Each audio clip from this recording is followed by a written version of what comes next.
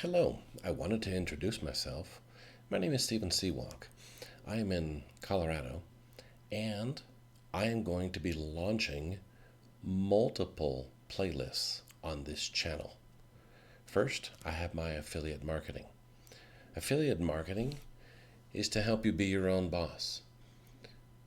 A lot of it is marketing software. Marketing software, by using it, you can get clients, you can generate revenue, and you can become a marketer, or you could become an affiliate marketer also. So I'm going to be showing you in that channel the best products, why I believe they're the best products, and of course why you should buy from me. I'm also going to be showing you how to become an affiliate yourself. You may very well want to undertake the challenge too and grow yourself a business. Not only marketing for businesses and startups and restaurants and HVAC companies and plumbers and all the small businesses out there, including dentists and doctors and chiropractors, but you might want to become an affiliate marketer and help others also get involved. I'm also going to be opening up my business valuation, business brokerage, and franchise consultant playlists. You see, I have a doctorate in engineering and business. I also have a law degree with an MBA and an LLM in tax. So I've been around the block a few times and I know a thing or two. I'm in the process of being certified as a valuation analyst, and I'm in the process of also being certified in terms of looking at fraud. So what I'm going to do with those playlists, and the reason I'm going to post this on all of the playlists, is because I'm going to come in and I'm going to show you, for example, different franchises. I'm going to show you how they rate, their pluses, their minuses, and why you should or should not invest in them. As a franchise consultant, my goal is to help you find a business that you yourself fit into. You see, all of us have different characters, different personalities, different perspectives of how we like to approach things.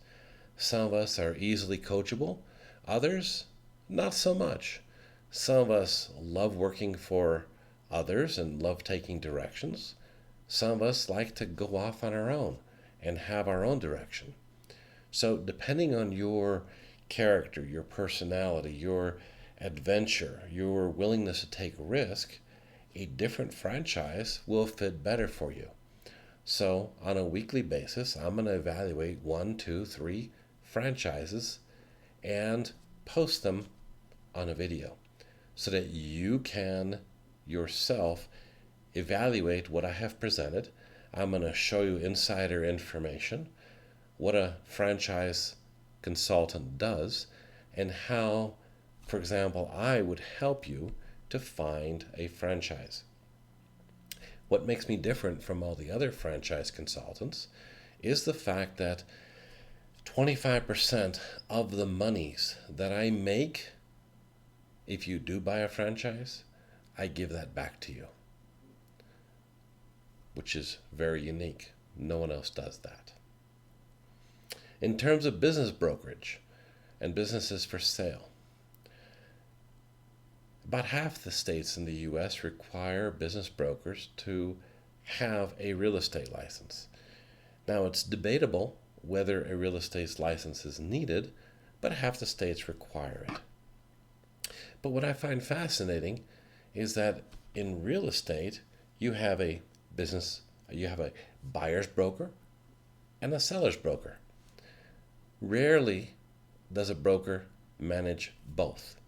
Typically, you have a listing agent, and then you'll have a bunch of other brokers that you work with who help you then negotiate the price of that real estate purchase. Most businesses sell for a lot more than most real estate. Although, granted, the last 2 years, real estate has been pretty crazy. But do you have a buyer's broker on your side when you're buying a business? You should. Is the seller broker willing to split their commission?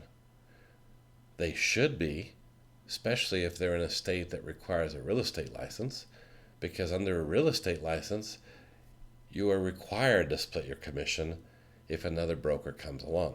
You cannot hog a sale.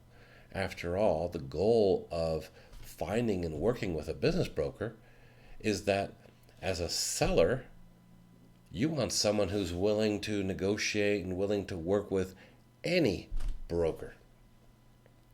As a buyer, you want to be protected. So I am going to be looking at a bunch of businesses for sale. I'm just going to take them off of the list of businesses for sale and the information that is being presented and highlight some of the greats, the pluses, and some of the negatives, the cons. Again, I do not profess that I know that business in detail, and it's just a methodology of looking at it.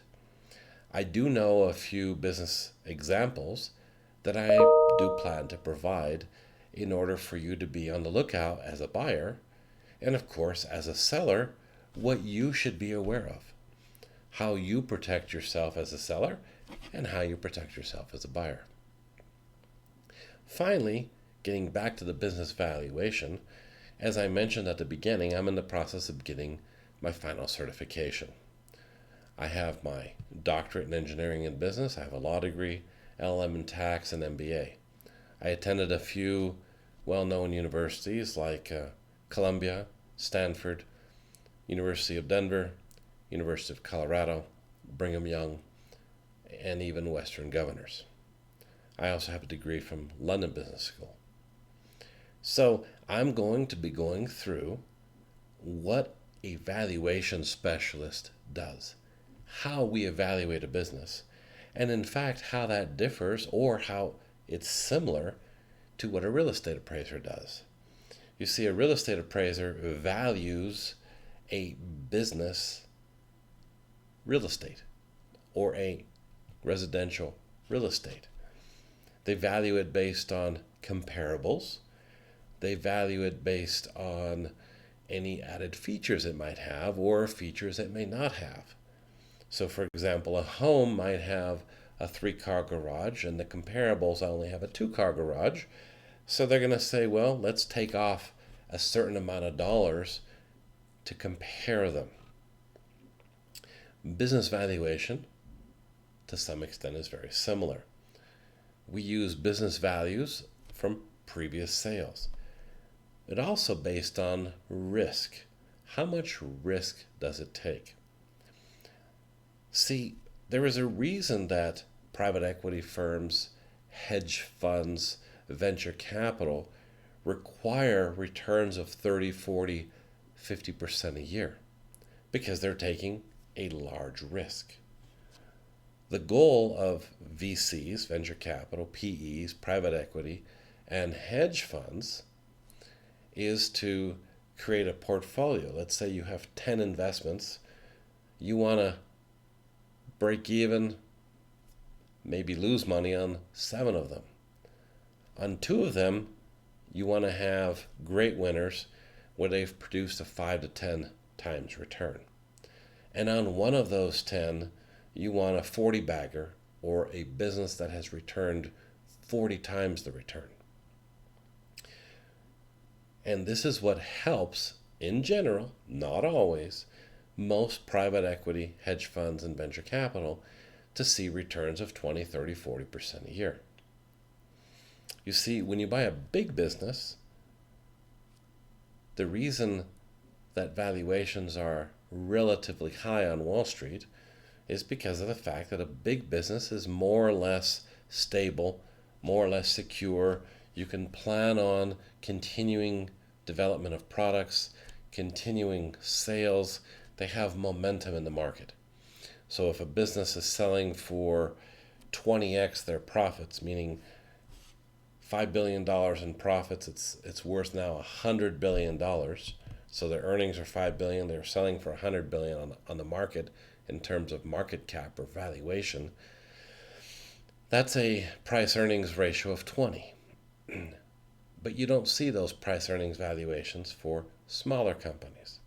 And when you get to a really tiny company making, say, $1 million a year in revenues and 100, 200, 300,000 a year in profits, the valuations are going to be a lot smaller. You're maybe going to multiply that profit by 1, 2, 3, possibly 4 times. Again, having to do with perhaps concentration of clients, having to do with a limited market, having to do with more competition. As you can imagine, McDonald's, with 20,000 restaurants around the world, or maybe even more, has less competition or less concerns about competition than, say, the restaurant down the street. The restaurant down the street, they don't have other markets, they don't have other stores to make up volume if they lose volume. Does that make sense? So, follow me. I'm going to take you on a fascinating ride of how do you buy your own franchise or business, or how do you value a franchise or business, or how do you get into building your own marketing agency or affiliate marketing. I hope it's an adventure.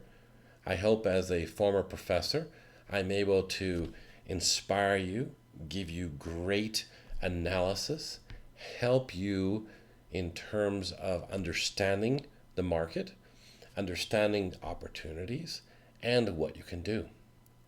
Finally, and not last and not least, I will be also talking about cryptocurrencies, NFTs, non-fungible tokens, and other interesting opportunities that have arisen in the last few years that I've gotten a lot of questions about. I've taught in my business school classes, and I hope to share that information with you as well. So you have a wonderful day. Thank you for listening, and please join me as starting the week of the 15th of May, I'm going to be posting videos daily. Looking forward to sharing my knowledge with you. Bye-bye.